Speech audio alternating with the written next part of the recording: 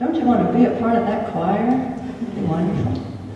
I told Carolyn she'd have to do the A by herself, because I just couldn't do it and then preach, you know. But I think that'd be fun. Today we continue our series, Dynamic Discipleship, looking at ways we can follow Jesus, the justice maker. And we begin with one of our many justice-seeking prophets, Jeremiah, in a lesson set between two invasions by the Babylonians in the 6th century BC. This was one of the darkest times for the Israelite people since they had escaped slavery in Egypt. Now, the task of the biblical prophets was to call the people to accountability and responsibility in the relationship with God. And that's what Jeremiah has been doing in the whole book. He's been telling the people of Israel and Judah, look, bad things are happening because you are not faithful to the covenant that Yahweh made with Moses on Mount Sinai. Of course they didn't listen to him. And the bad thing that happened was they were invaded by Babylon. Their temple was destroyed. Their leaders were taken into exile, prisoners in a foreign land, harassed and mocked by their captors. And they sunk further and further into despair. But in today's lesson, the people finally hear some good news. Jeremiah talks about a future restored Israel, a new beginning, a new covenant, and not sometime in the far-off future, but soon and for real, not when we all get to heaven, but now. For the first time, these people have hope. Under the old covenant, you were obligated to obey every law. So, of course, being humans, they failed. This new covenant Jeremiah talks about is a giant change between the way Yahweh relates to the people of Israel. This covenant replaces that external constraint and judgment with personal agency and responsibility for healing and restoration, with the relationship with God, with each other, and with the world. This covenant is about commitment. Yahweh says, I will put my law within them and write it on their hearts. No longer shall they teach one another or have to say to one another, go know God. They will all know me, from the greatest to the least. So instead of 2 copies of the law in the temple stored so the priest can read every now and then, God's law is now in the people's hearts. They don't have to consult the priest to find out what's right and just. They don't have to look up or out there to know how to treat one another. It's here. It's in their hearts. And the Hebrew word for heart was just not about emotions and having warm feelings toward one another. This Hebrew word included the intellect. So knowing something in your heart expresses your will and your intention to pursue the right course of action and to put it into practice.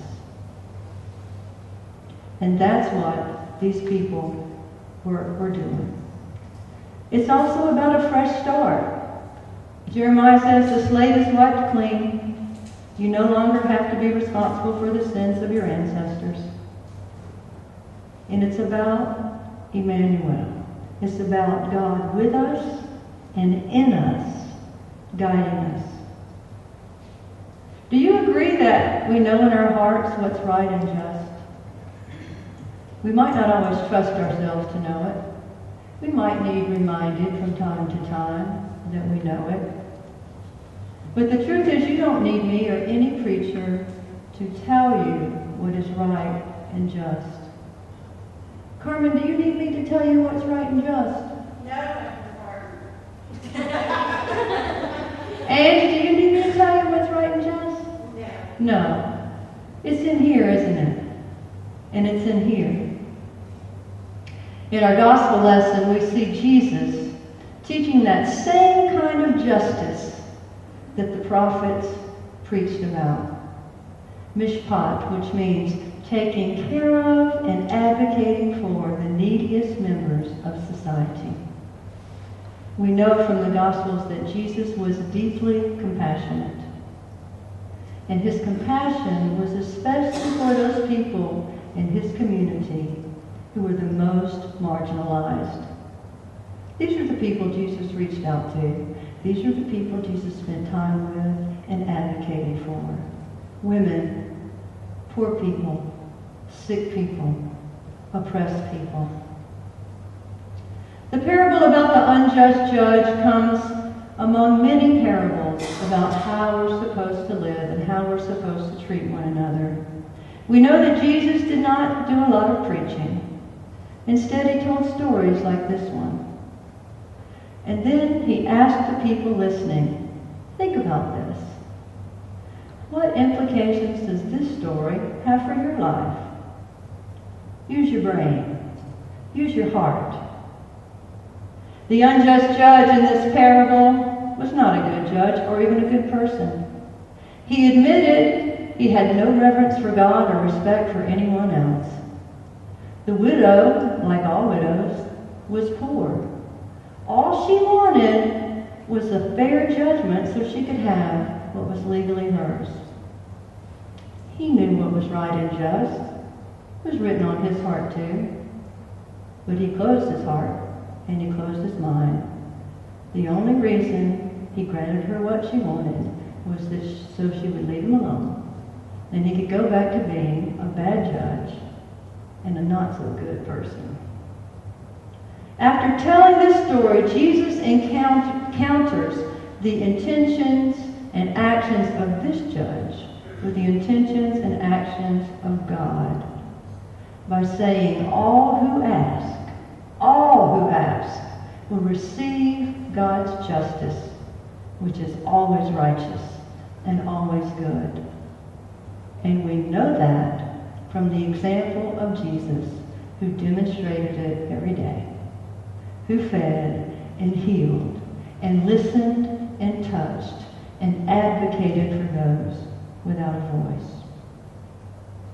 In our second lesson, Congressman John Lewis, also Reverend John Lewis, who last week was arrested for the 45th time while advocating for immigration reform, calls us to do the same as Jeremiah and Jesus, to respond to the problems of all the people, including, crucially, those who have no power, those who have no voice.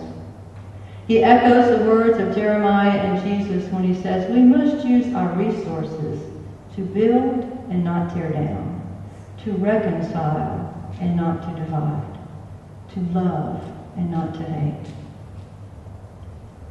We are all called to be Jesus' disciples, to be Jesus for this world, to listen and touch and feed and heal and advocate for. Can we do it? Of course we can. Where do you find yourself following Jesus, the justice maker? What issues in our community, our nation, our world stir your mind, your heart, your passion? Well, I have just a few. Some disappoint me, some irritate, and some just infuriate the heck out of me. Families and children living in poverty. Georgia has the third highest poverty rate in the nation. 1.9 million children in Georgia do not have health insurance. 1.6 Americans lives in poverty, and 3 out of 4 of those have jobs.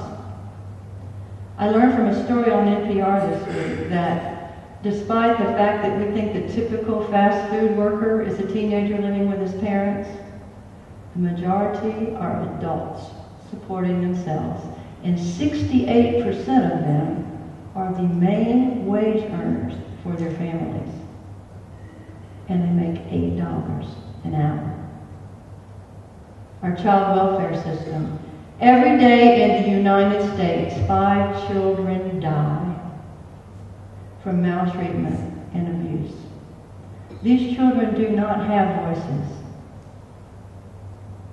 Who's going to speak up for them unless it's us? People with mental health issues, thank you, Rita, for all the work you do to help educate us about mental health issues. According to the National Alliance on Mental Health, 1 in 4 of us experiences some sort of mental illness. And our children and our adolescents especially are not being adequately served by our public health system. They too often go untreated. They end up in bad foster care, juvenile detention, jail, or dead. You know the one that infuriates me. Bad schools. A 2012 study revealed that 40% of high school seniors still do not understand the math they learned in 8th grade. The schools that our children attend right here in DeKalb County are failing to educate them. Their elementary school has a rating of 3 out of 10, and the middle school, 1 out of 10. And I don't know if you can believe this, but when a teacher is absent, the children sit in the gym all day or in a classroom all day doing no work because discipline is so lacking at McNair Middle, substitutes refuse to go. Our children deserve better than this, don't they? Yes, they do. There are so many issues in our nation that deserve our attention. Food insecurity, homeless teenagers, sex trafficking of children, LGBT rights, especially freedom to marry, immigration reform, the living and working conditions of the migrant farm workers who harvest our crops. Weekend before last, I was privileged to spend a little more time with these folks in South Georgia. They are the hardest working, least complaining people I have ever known, yet they live like modern day slaves. A 40-year-old man from Guatemala who looked 65 told me through tears that he can never go home to his family because the only way he can keep them from starving is to stay here and every year follow the crops from Florida to Maine, sending his meager wages home to them. America, I think we can do better. We are called to follow Jesus, the justice maker, in small and large ways. While I greatly admire John Lewis for leading and participating in all those protest movements that get him arrested, I know that I personally would not do well in jail. There is not enough hand sanitizer in the world.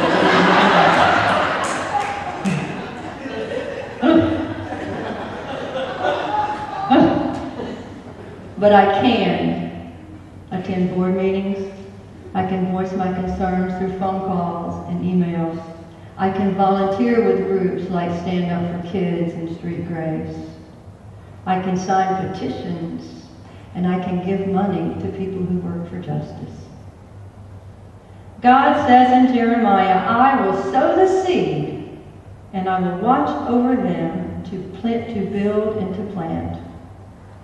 Well, we are the seeds. Can we build a better future? Can we speak up and out for those who have no voice? Can we plant other seeds and watch them grow? Can we? Of course we can.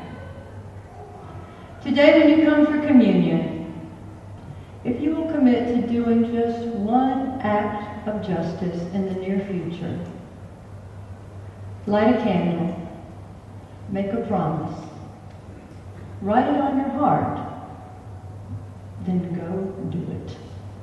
Amen.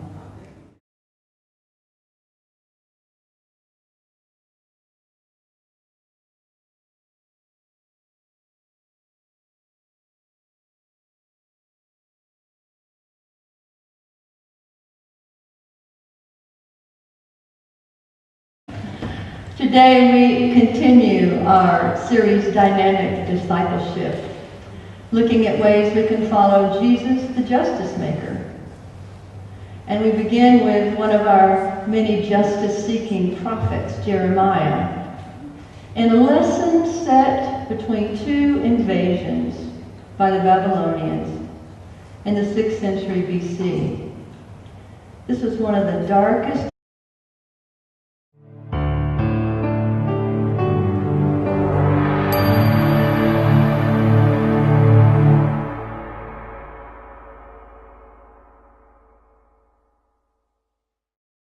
Don't you want to be a part of that choir? It'd be wonderful. I told Carolyn she'd have to do the A by herself because I just couldn't do it and then preach, But I think that'd be fun. Times for the Israelite people since they had escaped slavery in Egypt. Now the task of the biblical prophets was to call the people to accountability and responsibility in the relationship with God. And that's what Jeremiah has been doing in the whole book. He's been telling the people of Israel and Judah, look, bad things are happening because you are not faithful to the covenant that Yahweh made with Moses on Mount Sinai. Of course they didn't listen to him. And the bad thing that happened was they were invaded by Babylon. Their temple was destroyed. Their leaders were taken into exile, prisoners in a foreign land, harassed and mocked by their captors. And they sunk further and further into despair. But in today's lesson, the people finally hear some good news. Jeremiah talks about a future restored Israel, a new beginning, a new covenant. And not sometime in the far-off future, but soon and for real, not when we all get to heaven.